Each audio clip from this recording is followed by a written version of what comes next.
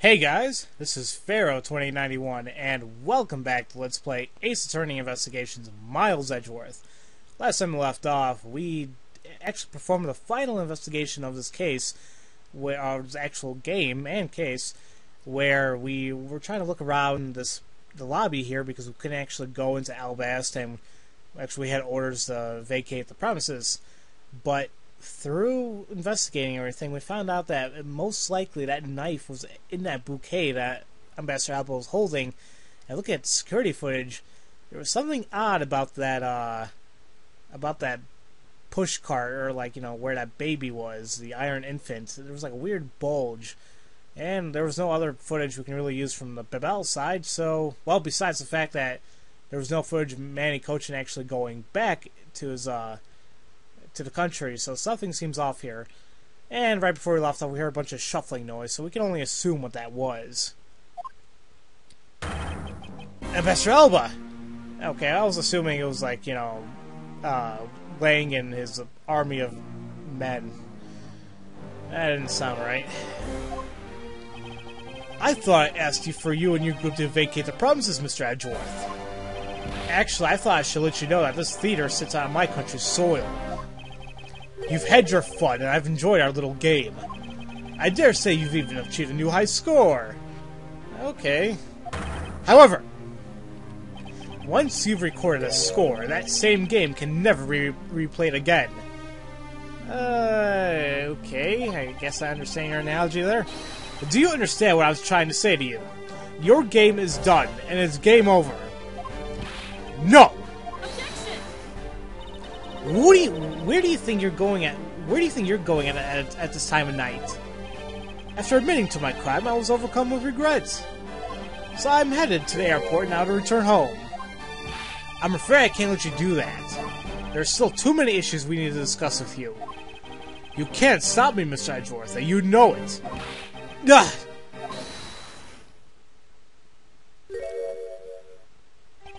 Please, may I have a little bit of your time, Ambassador Alba? Ambassador Paulino. Oh. Even just a teeny tiny bit of is fine with me. The already strained relationship between our countries is in a precarious situation, you know. Very well. If you insist, I'll play just one more round with them and see what they want. Not that they'll get any farther.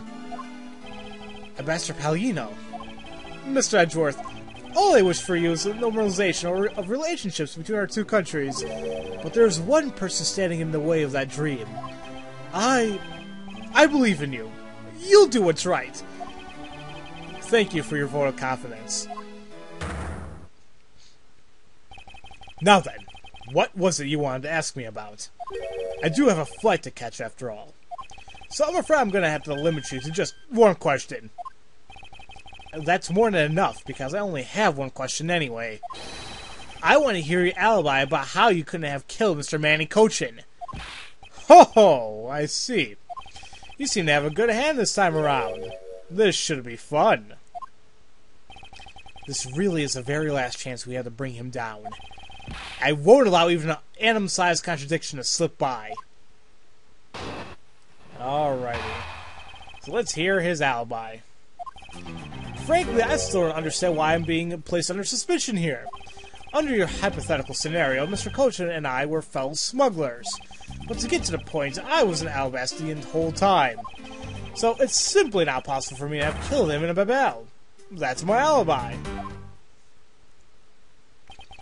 So that's your alibi. That's correct. It's simply not possible for me to have committed a crime on Babel. Now that we've cleared that up, I appreciate if you would move out of my way. Hold it! I said hold it! What is it this time? I told you I only allow one question. Huh. You did. But you still have yet to really answer my one question. What? Until you tell us the truth, I refuse to budge an inch from where I'm standing. Very well. I'll play with you just a little longer. Miles Edgeworth, as my subordinate and representative of this country's prosecutors, you are forbidden to lose. Of course, that is something I've understood from the start.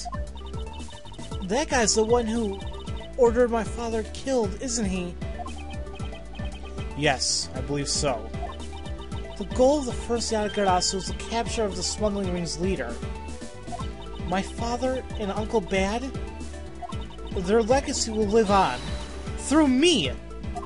So that's why we've just gotta catch him, okay? We will. I promise. Now, Ambassador Alba, let's have at that truth now, shall we?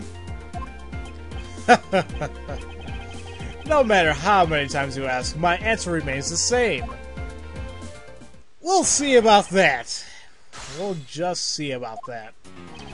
So, there's a little bit more information I want to gather here. So, he says that we assume that Mr. Kochin and himself were smugglers. Well, let's find out a little bit more about that. It's not a hypothesis. Earlier, we proved it to be what happened. Well, let's leave that to one side for now, because it doesn't change the fact that I have no motive. Oh? So you really had no reason to kill Mr. Kochin? If you want to suppose that I had one, then why not? I'll indulge you. After all, this is nothing more than a silly game to me. Even as to how you see things, I appreciate if you would take me seriously. Oh, I'm sorry. I suppose you are in a bit of a pickle here. Very well. A game is no fun if the playing field isn't level. Therefore, I formally claim that I have no motive to kill. Now, let's see you disprove it. How can he stand there looking proud when he knows he killed another human being? Well, I'm not going to stand by and just watch him get away with his crimes. In that case, what motives would I have to kill my co-conspirator? Well, looking at our notes, or looking at our information here, now, where was it? Actually, yeah, wasn't this note? Now it says, I want to say it has to do with this, because, well,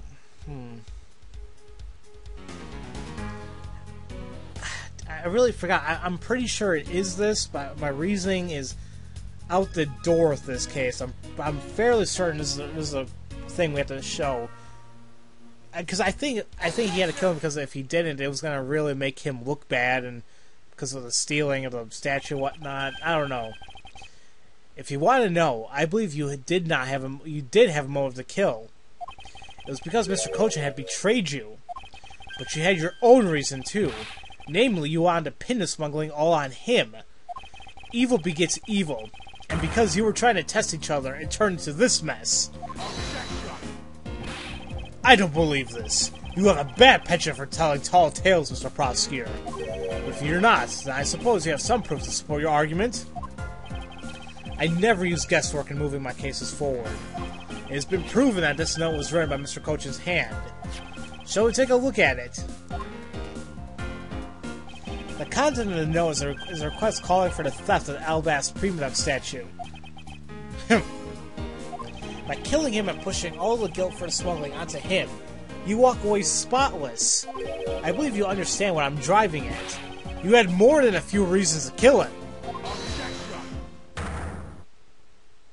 I like the way he says objection. He really emphasizes each syllable. Are you finished with your hypothesizing? Excuse me? Let's suppose I did have a motive. Even so, a motive or thought alone can't kill. Isn't that right? I didn't expect him to resort to playing the semantics game with me. It appears that this is where the real battle will begin. Now then, if you will excuse me... Wait! What? I told you at the very beginning, didn't I? You only get one question. Ugh! Ambassador Alba, if you could please give us just a little bit more of your time. It doesn't matter what kind of man he was my subordinate. Which is why I would like for us to figure out the real cause of his death. That is something for Babel to figure out, and something to which I have no relation to. Okay. Aha! That's his thing right there. Now he's even turning down a request from Ambassador Palino. I'm very sorry, but it seems like that now even my voice falls on deaf ears. There's no need for you to apologize, Ambassador Palladino. Ugh! We must find some way to stop him from leaving. It seems there are no further objections.